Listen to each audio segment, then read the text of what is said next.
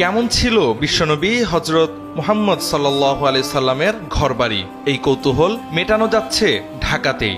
ধানমন্ডির লেকের পাড়ে দেখা যাচ্ছে মহানবীর ঘর, আসবাবপত্র, তাঁবু ও মসজিদ। কাঁচামাটির দেয়াল, খেজুর পাতার ছাউনি, কূপ, বাঁশের সিঁড়ি এবং প্রাচীনকালের নিত্য ব্যবহার্য সামগ্রী ব্যবহার করে তৈরি হয়েছে 1400 বছর আগের জীবন্ত আরব। দর্শনার্থীরা ফিরে যেতে পারছেন নববী যুগের সেই মহিমান্বিত সময়ে। ঢাকার ব্যস্ত জীবনের মাঝখানে এক টুকরো নববী ইতিহাস জীবন্ত হয়ে উঠেছে ধানমন্ডি লেকপাড়ে। মসজিদুত তাকওয়ায় চলছে 3 দিন ব্যাপী ব্যতিক্রমী আয়োজন সিরাত উৎসব। বইয়ের পাতা বা ধর্মীয় বক্তৃতার গণ্ডি ছাড়িয়ে দর্শনার্থীরা দেখতে পাচ্ছেন 1400 বছর আগের আরব সমাজ ও রাসূলুল্লাহ সাল্লাল্লাহু আলাইহি সাল্লামের যুগের জীবনের বাস্তব প্রতিচ্ছবি।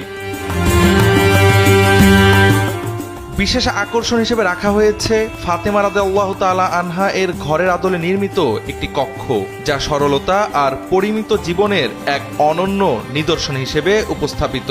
পাশাপাশি রয়েছে আম্মাজান আয়েশা রাদিয়াল্লাহু তাআলা আনহা সহ উম্মুল মুমিনিনদের ঘর, যা মাটির দেয়াল ও প্রাকৃতিক উপাদানে তৈরি করে তুলে ধরা হয়েছে নবীজির জীবনের আত্মিক অধ্যায়। প্রদর্শনীতে দর্শনার্থীদের চোখ পড়বে নবীজির মেম্বারের আদলে নির্মিত একটি স্থাপনা, যা স্মরণ করিয়ে দেয় ইসলামী দাওয়াত ও রাষ্ট্র গঠনের সূচনা লগ্নকে। সবচেয়ে বড় বিষয় হচ্ছে এসব কিছু বানানো হয়েছে হাদিসের ভাষ্য অনুযায়ী। সিরাত নিয়ে যারা ন্যূনতম পড়াশোনা ও জানাশোনা রাখেন, তারা এই দৃশ্য দেখে আপ্লুত হচ্ছেন।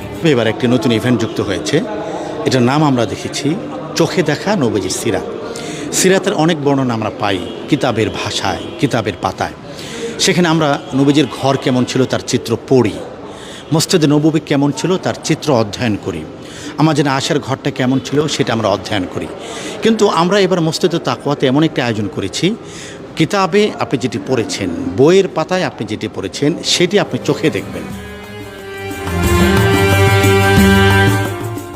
আমরা হাদিসের ভাষায় যেভাবে রসুলের সিরাতটা পড়েছি, অধ্যয়ন করেছি, এবং শামাইলে তিরমিজির মধ্যে যেভাবে আমরা হাদিসের ভাষা অনুযায়ী আল্লাহ রসুল সাল্লাল্লাহু সাল্লামের রওজা মুবারক কেমন ছিলেন, তা আল্লাহ রসুল সাল্লাল্লাহু সাল্লামের মিম্বার কেমন ছিল, আম্মাজান ফাতেমা রাদিয়াল্লাহু তাআলা আনহার ঘরটা কেমন ছিল, এবং কি আরবের কূপগুলো কেমন ছিল, সেইটা আমরা হাদিসে পড়েছি।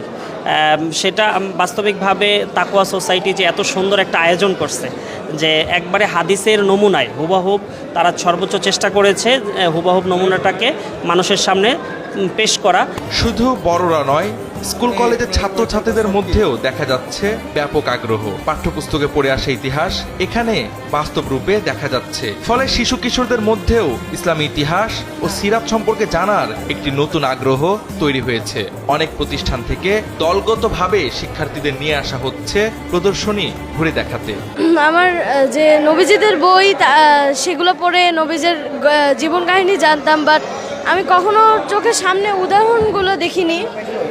যেমন নবীজির ঘর আজকে কীরকম ছিল, নবীজির জিনিসপত্র, বিছানা, বালিশ সব দেখে আমার খুবই ভালো লাগছে। এবং আমার জীবনের প্রথম এটা, আমি এর আগে কখনো এরকম এক্সাম্পল দেখি নাই, নবীজির ঘরের এরকম এক্সাম্পল দেখি নাই।